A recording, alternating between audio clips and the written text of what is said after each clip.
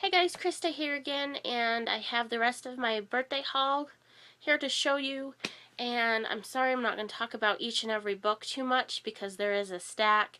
So if you guys want to discuss them or anything more, if you can't find them on Goodreads or Amazon or whatever it is, let me know and we'll get more into that. Okay, first of all are my books that I got from Book Closeouts. I had a coupon for free shipping, and here we go. First book I got is Quiver by Holly Looning. This is about Elizabeth Bathory, Countess Elizabeth Bathory, tortured and killed over 600 servant girls in order to bathe in their blood. I do already own one or two other books about her. I find her very interesting. This one is supposed to be a gripping psychological thriller, so, more of a dramatic tale than just a historical story. So I'm interested in that one. I do own a young adult book I got recently this year called Blood Countess. It's also about the same lady. And then I got By These 10 Bones by Claire Dunkley. And I think this takes place in Scotland. There's a wolf involved, and Maddie, who's caught in the middle, says she must decide what matters most to her and what price she is willing to pay to keep it. Some interesting thing going on in this town, so I'm interested to see what happens there. Finally got the second book in the Chaos series by John C. Wright, so I'm going to start this series soon now that I owe 1, 2, and 3. And these sound fun. Science fiction-y, about a boarding school, British boarding school, and some kids discover they may not be human. It's a complex mythology-based series. So, anyway, I'm really interested to read those books, and that's pretty high on my to be read list. I got The Radleys by Matt Haig. I thought I had already bought this earlier this year on audiobook, but when I went through my audiobooks, I couldn't find it, so that's what happens sometimes when you own so many books. So, I got this one from Book Closeouts. And Lisa, my co-blogger over at, co-reviewer over at burnbright.com.au, she just reviewed this book, and it kind of like made me just want to buy it. So it has been on my list, and I did already think that I had it, but her review kind of pushed me to look into that further. So thanks, Lisa, for that. And I loved her cover way better than that cover. It's got a woman and the earrings dripping blood, and you guys should check it out. I like that cover way better. I got Father of Lies by Ann Turner. I haven't read a lot of reviews on this, but the ones that I have read weren't, like 5-star reviews. So it just piqued my interest. I wanted to read about it. So, 14-year-old Lydia has always known she was different. She longs to escape Salem Village and its stifling rules, to be free and dance and sing and live as she chooses. But when a plague of accusations descends on the village and witch fever erupts, Lydia begins to realize that she feels and sees things that others can't or won't. But how will she expose the truth without being hung as a witch herself? So I thought that sounded fantastic.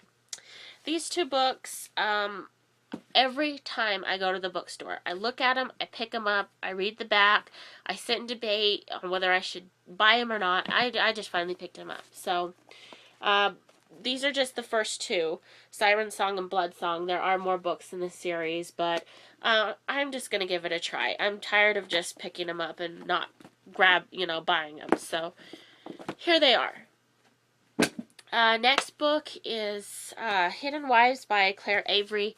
This is a fictional story about polygamous wives. It's 15-year-old Sarah and her beautiful sister Rachel.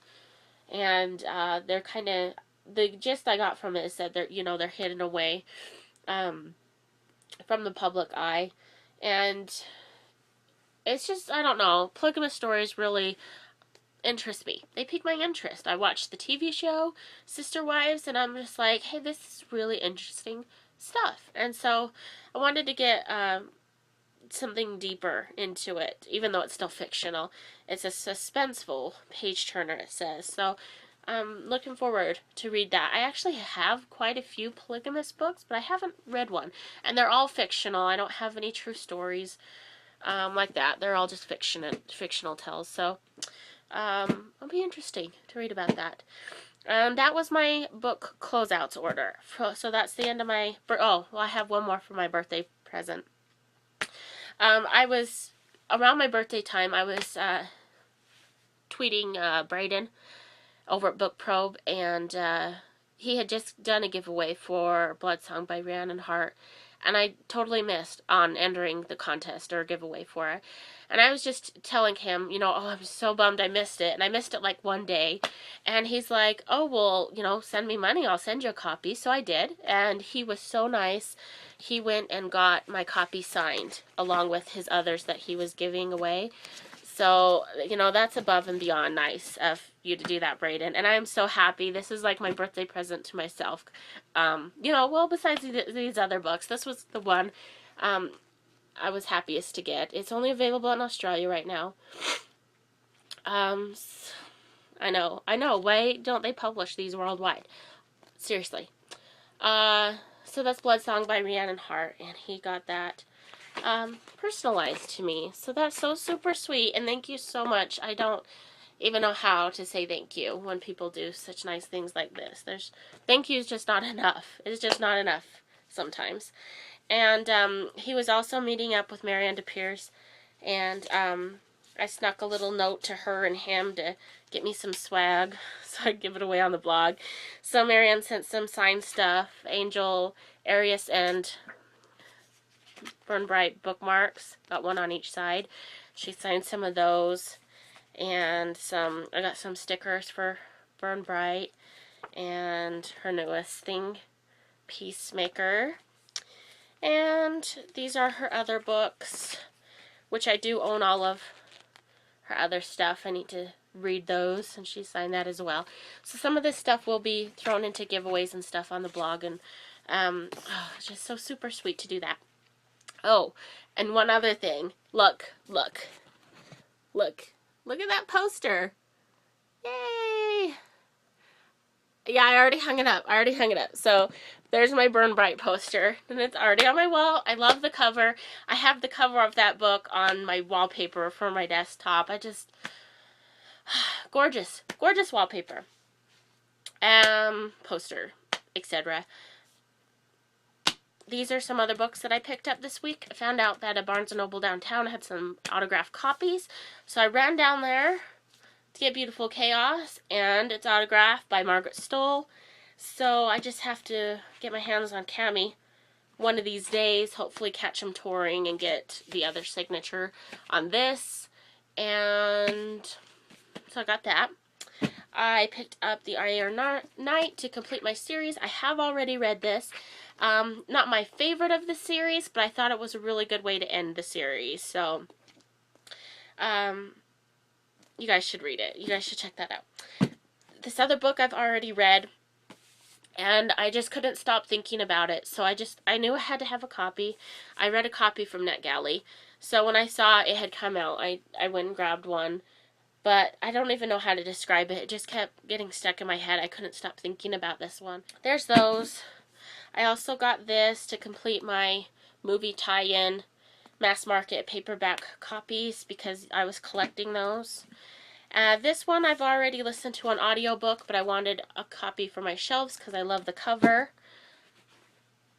Sorry, I had to get down off my knees because